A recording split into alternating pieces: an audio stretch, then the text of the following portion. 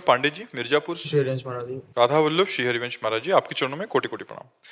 महाराज जी, आपका सत्संग सुनता हूँ और कृपा का अनुभव है। महाराज जी, मेरा प्रश्न है कि आपसे सारे दुविधाओं और समस्याओं का समाधान प्राप्त होने के बाद भी महाराज जी आपकी बातें जीवन में उतारने में असमर्थ हो रहा हूँ। महाराज जी, इसके लिए असमर्थता इसीलिए कि भजन नहीं है।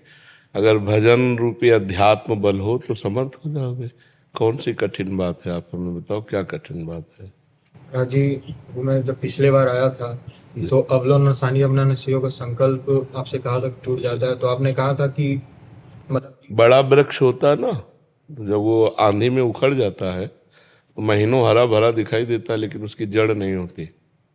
समझ रहे हो ना? ऐसे अनेक जन्मों से हमारे संस्कार गलत हो चुके हैं। अब हम शरणागत हैं, माने उनकी जड़ उखड़ गई है और हरे भरे कई महीनों तक दिखाई देंगे। तो ये हो सकता है कि कई वर्षों तक आपकी शिथिल साधना होने के कारण आपको विषय आकर्षण करके भ्रष्ट कर दे, लेकिन विश्वास करो, आप शरणागत हो, आप भगवान के जन हो, एक दिन विजय प्राप्त करोगे।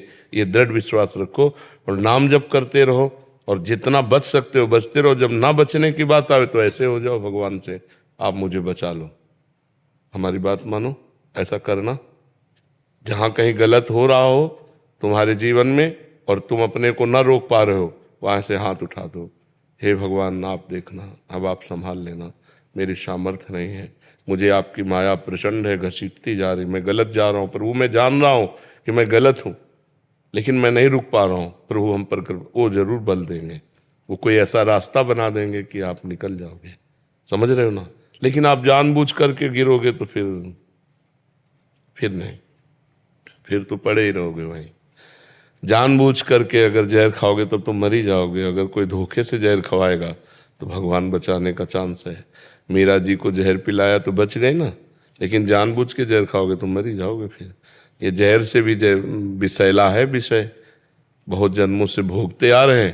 तो जहाँ अब लगता है कि हम गलत काम नहीं करेंगे, अवसर मिला तो फिर गलत कर बैठते हैं, तो फिर परमार्थ से निराशा आ जाती है। सबसे ज़्यादा घाटे की बात ये होती कि हमसे गलती हो गई, तो वो गलती क्या करेगी, इधर का उन्नति मार देगी, मन ही नहीं लगेगा भजन में, सत्संग में, साधु महात्माओं की बातों में, मन ही खराब हो जाएगा, फिर हमारा जीवन बर्बाद हो जाएगा। गलती हो जाना उतना भयानक नहीं जितना गलती का परिणाम भयानक है। वो हमारे अंदर उत्साह ही खत्म कर देता है भजन का, यार क्या इतने महीने से कर रहे हैं, भ्रष्ट हो गए, अब क्या होगा, ये कर देता है, वो अध्यात्म से हीन बना देता है।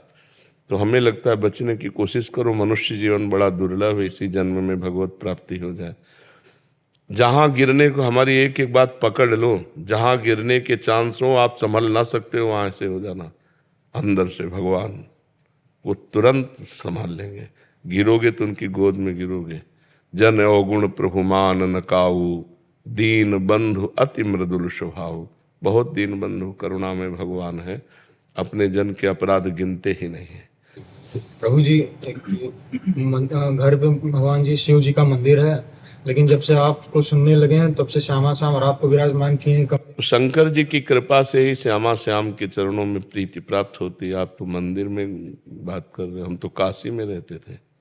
शंकर जी के ही पूर्णानन्य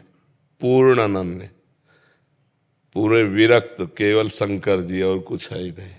तो हमें श्यामा श्याम के मार्ग में भेज दिया, तो उनकी कृपा से ही श्यामा श्याम की प्राप्ति होती है। जी, सुबह जैसे उठते हैं 3 बजे 4 बजे जब भी, तो समझ नहीं पाते पहले किसकी पूजा कर। पहले शंकर जी की पूजा कर, जगत गुरु है, वैष्णवाचार्य है, उन्हीं की कृपा से श्यामा श्याम की प्राप्ति होगी। ठीक है।